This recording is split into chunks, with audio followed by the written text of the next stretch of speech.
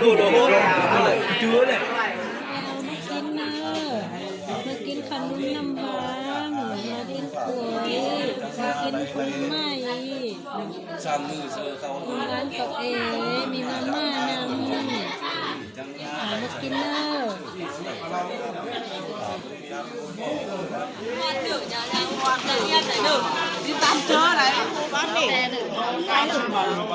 วิดีโอ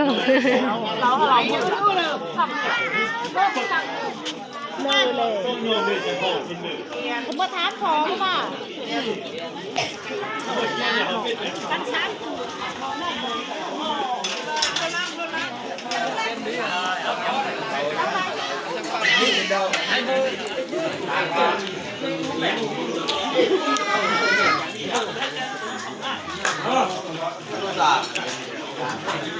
เอาเข้ากับปูหมู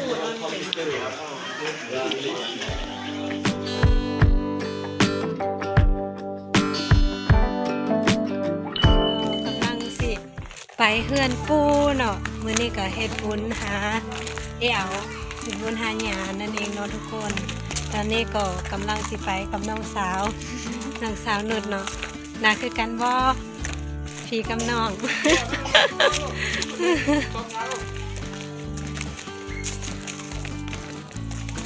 บ้านปูได้เหรอใส่ปูคักแต่โก้หกมกควงอะไรพวกนี้มกพวกไหนนึกโอ้มกควงเจ็บกุ้ยขันเลี้ยว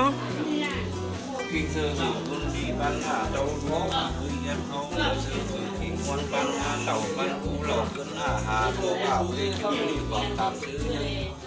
เจ็บกว่าทิพย์ฟังตามซื้อยังกินกว่าลังรู้ว่าเบื่อลูกชายซื้อมีเลียดเนื้อลำรู้เขาเหนือที่วันบ้านหาเต่าฟินเราบ้านกูเหลอกขึ้นอะไรลำบดบ้านเขาเจ้าเกาหลีเพียรเป็นคำเนี่ยลาคนไปทำทางไปโกงเราก็อาชีพนี้จะดีความเดียวยิ่งมาหาเขาเราบ้านบอกวัดถึงทางนะครับตั้งชื่อเก็บก่อสร้างตั้งชื่อห้องหมดเก็บก่อสร้างตั้งชื่อห้องก็มันจำกันแล้วก็ร้านมาหาเราเนอะเอาเอ้ยถึงตรงบ้านของเราลุ้มมานี่นะเดี๋ยวพวกเขาจะเกี่ยงใครได้บ้างเขาลำเขารวยเขาดูร้านค้าเขาซื้อน้ำเขาอะไรกินได้คือแค่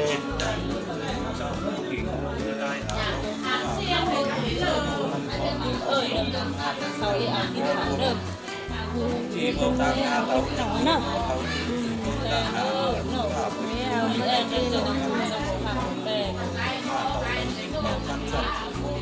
เอาคือลูกให้เอาเนาะเอาลูกสาวให้เอาเนาะ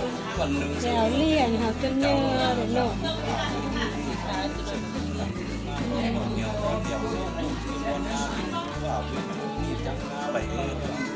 เอามากินเนอะมากินขนมน้ำหวานมาดินกล้วยมากินผลไม้ร้านกับมีมาม่านำมากินเนอะมี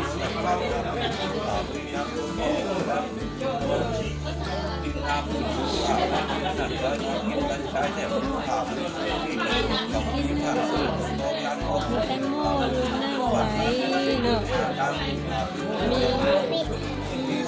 เกี๊ยวน้ำเนาะ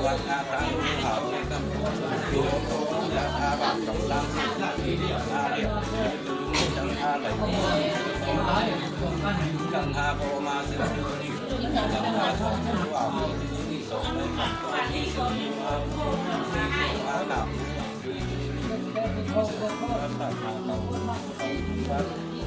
วันเด็กว่าคือนี่ไปสิ่งนั้นถ้าว่าพูดว่ามีสิ่งที่เกิดตามเรื่องเด็กที่โตอาเลียอะไรก็ยังได้อาลังอา บ้านก็จะโปรเกนี่เป็นแค่รู้ทั้งรู้แล้วนะเจอมาเจอมาก็เจอมาตามไฟลำผู้โดนผู้มาผู้โดนสร้างตัวป่าที่สีสร้างตัวป่าป่าผู้โดนผู้โดนอาตื่นจริงผู้เลยเอาดีซื้อที่ยงนายก็เอาว่าเอาอยู่ในโลกนี้ก็พาการจากนี้เราหน้าได้เลยมากโซนคุณ ใจแล้วมันก็มันห้าคำอะไร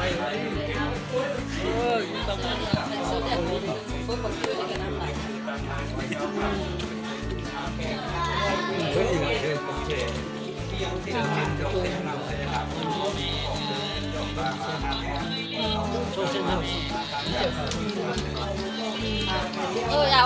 đi số tư ที่เลิกไปจักไปทั่วมึงอย่าเบิ่งข้ามึงลำเลิกก็เอาไปเบิ่งเลย เชื่อมาเลยโทรแล้วมันก็โทร เอากาไทยมา เอาเงินเอาคำไปซื้ออยากกินเลิศที่ว่าลูกหลานซื้อมาเหอนี่น่ะ ดูเอเลิกจังไปซื้อเอากินเลยน่ะหลังเสื้อฟ้าเลิกก็จังผมจังฟูมจีเลยแค่แล้วก็หูเหลวลายก็บอกเลยทุกบ้านนี่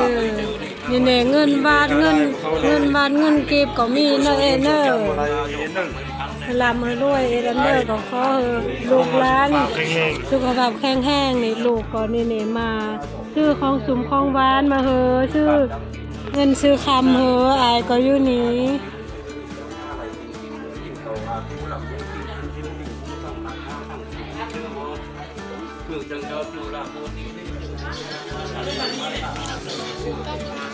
ปิด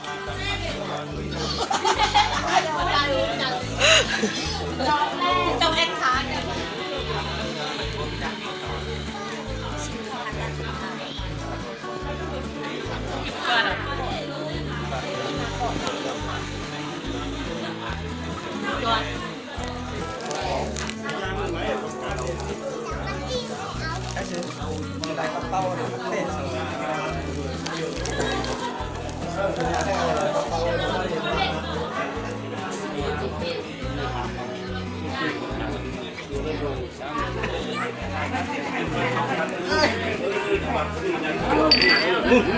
ดูโดน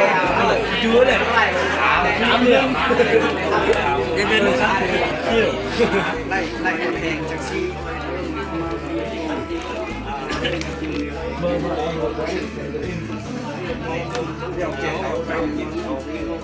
เส้นสักแกเส้นกัน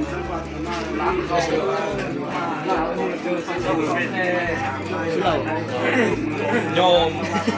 อะไรไหนนึงหรออะไรเมื่อกี้น้องของเขานึ่งมันนึ่งง่าย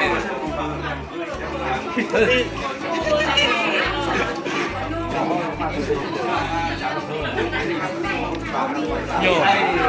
ชมเม็ดมดดีมากไม่ไอ้เราเนี่ยคนรู้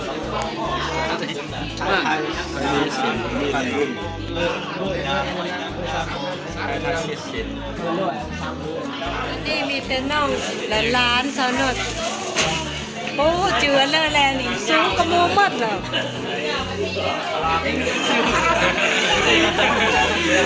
สูงก็เลยว่าจุกุลแล้วเดี๋ยว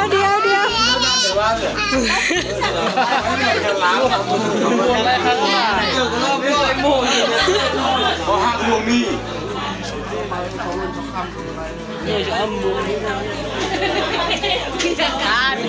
ไปเลยเขาดีอ่ะนี่ได้เดียว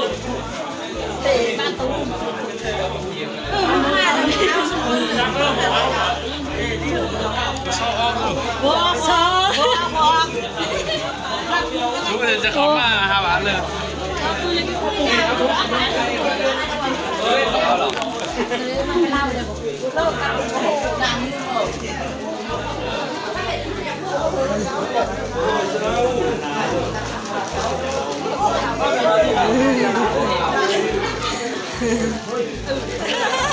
เลิฟเลยเลิฟไลฟ์เลยcó lâu đâu mà lại sao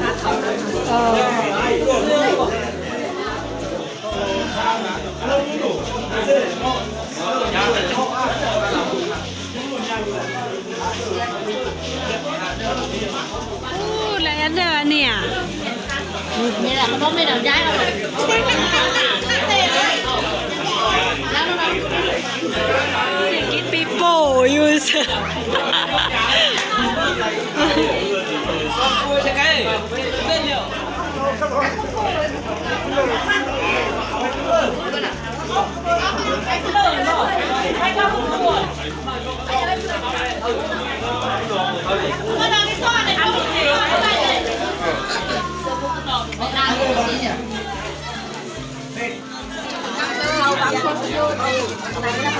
ที่ไหนเกิด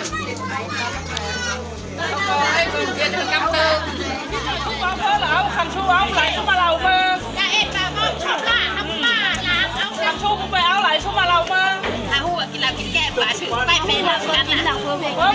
ฟังมันกินยังกินต่อคุณพี่กว่าลาหรอกจานหนึ่งเมื่อวันหนึ่งร้อนหนึ่งวิดีโอ เราเลยทำเลย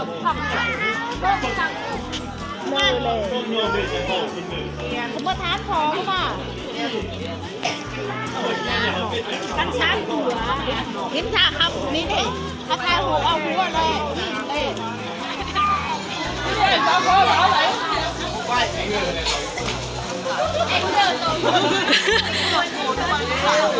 วันหนึ่งจะยังวันหนึ่งยังไหนหนึ่งที่ตามเจออะไรเราหลากใส่เป็นหลากคนนั้นคนนี้มากิน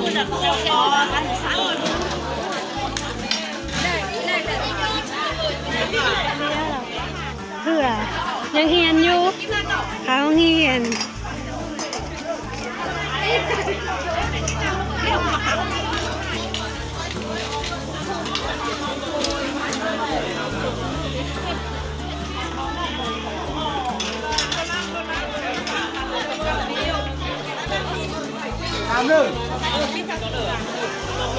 ยิ้มได้ไหม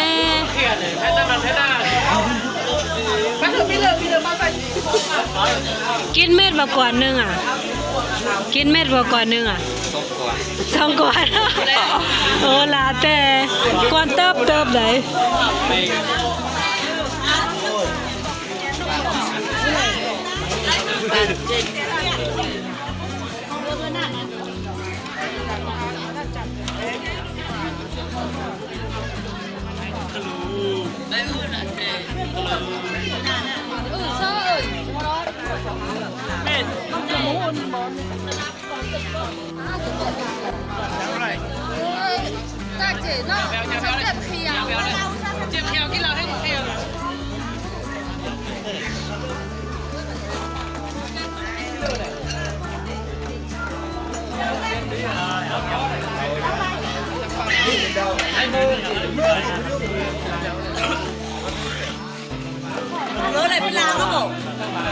ป้านนึงเกียร์นะ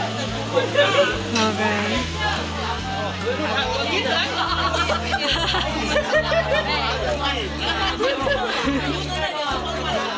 เบาสาวเห็นร้องเบอร์เห็นนัวเห็นนาเฮลีนโบ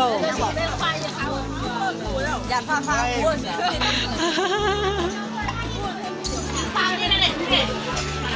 เฮ้มีชัวร์ยังเหมา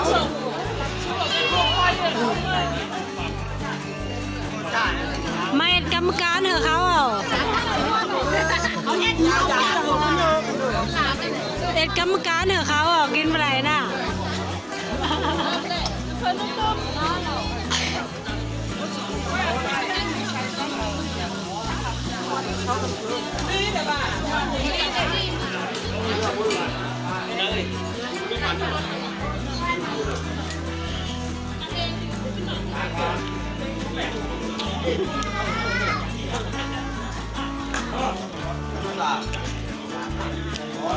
โดยสำหรับคลิปนี้สาวนุชก็ขอจบคลิปเอาไว้เพียงเท่านี้ก่อนเนาะจ้าเดี๋ยวเจอกันใหม่คลิปหน้าเด้อ